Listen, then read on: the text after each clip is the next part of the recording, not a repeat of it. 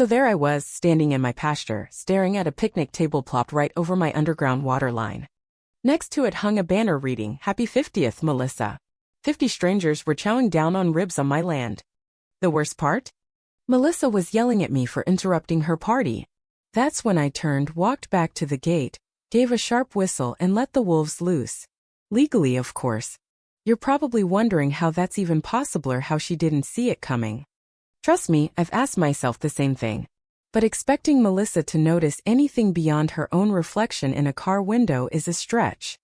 This wasn't her first stunt, just the boldest and dumbest. Let me back up a bit because the build-up deserves an audience. My name's Ethan.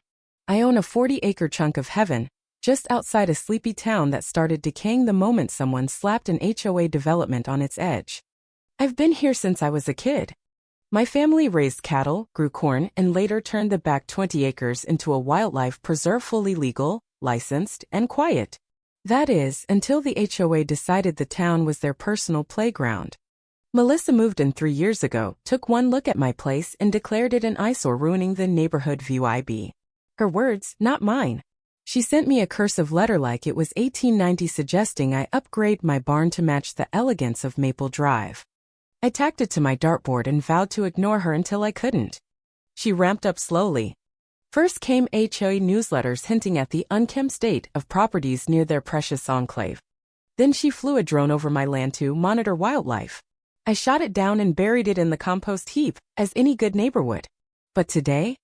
Today was her masterpiece of nerve. I just returned from a vet VY sit for one of the wolves, I'll explain, and parked by the east gate when I saw smoke. For a second, I thought it was a brush fire, which would have made sense. Nope. It was a full-blown barbecue.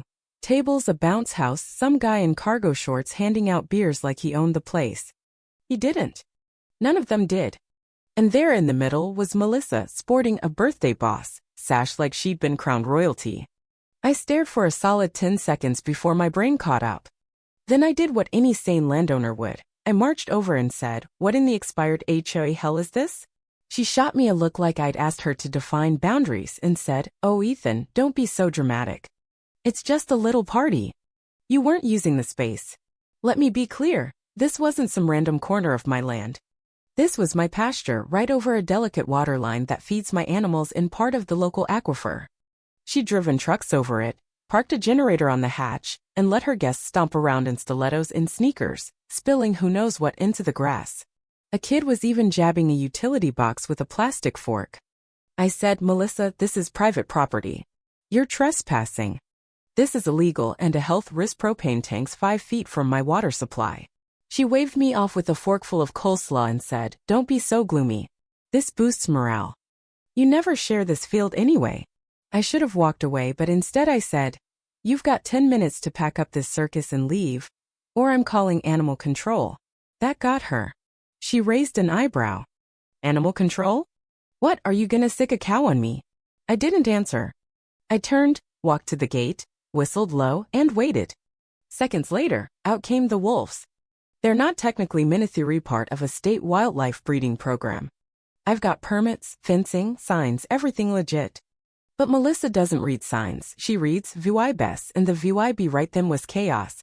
The wolves didn't charge or growl, they just strolled out, calm and curious, like they owned the place. One sniffed the ribs, then locked eyes with Melissa. Screams broke out. Chairs toppled. Someone dropped a VY, let eggs, and bolted for the fence. Melissa froze, a skewer dangling from her hand, until one wolf let out a low rumble.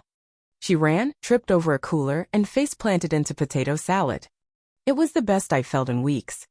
Within minutes, the crowd vanished. A few argued they were in VY TED and clueless, but I told them to take it up with Melissa and her HOA. I radioed Fish and Wildlife to confirm my permits still valid and offered trail cam footage of the trespass. They took it. By dusk, it was just me, the wolves, and some party trash tumbling in the wind. I picked up a deflated "You're amazing" balloon and laughed so hard I had to sit down. Then my phone buzzed, a blocked number. I answered to a screeching voice ranting about lawsuits and the sheriff. I hung up mid-sentence. Melissa would soon learn legality cuts both ways, and I knew how to wield it. But just when I thought she'd peaked, I woke up the next morning to a drone buzzing over my porch. Not just any drone, this one had a fancy camera flying low, scanning my land like a cheap spy flick. The wolves didn't flinch, he'd seen worse. One dusk even marked a post like he was mocking it. I didn't shoot it down, tempting as it was. I'd already filed an FAA complaint about her last drone, and one more violation would stir up trouble. So I sipped my coffee and watched it circle my barn and the wolf pen. You'd think after face-planting in her own salad, Melissa might take a breather. No. By noon, my inbox was stuffed with her unhinged email. Your animals are a public danger, and you're a blight on our harmony. She used bullet points new touch. She claimed the wolves were a biological hazard, and I'd unleashed them to scare her, citing some HOA rule that didn't even apply to my land. I'm not in their district. I didn't reply. I printed it, highlighted Feral Wasteland, and filed it under lawsuit OY-DNK.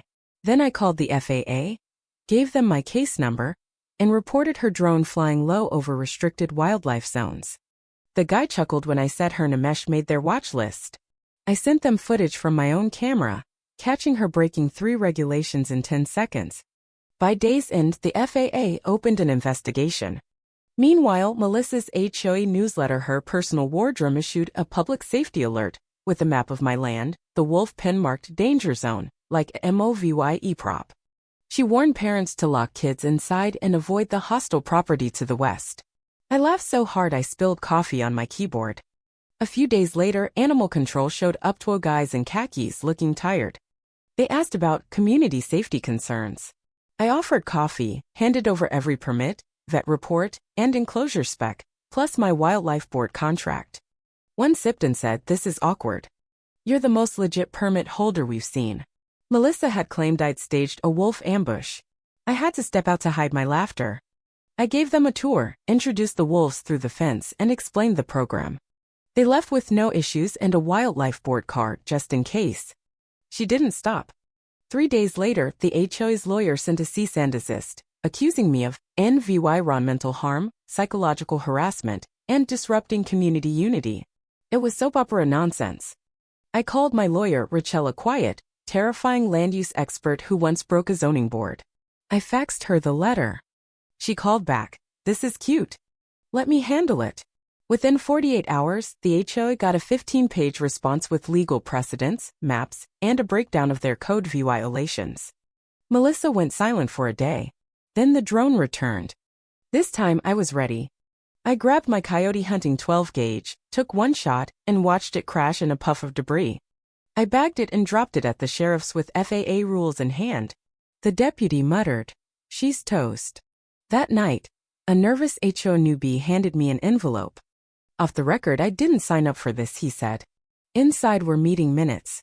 Melissa claimed I was occupying the perimeter and proposed a neighborhood patrol. I thanked him, offered a beer, and watched the sunset with the wolves. Dusk nuzzled my hand. I said, "She has no clue what's next," because I wasn't done.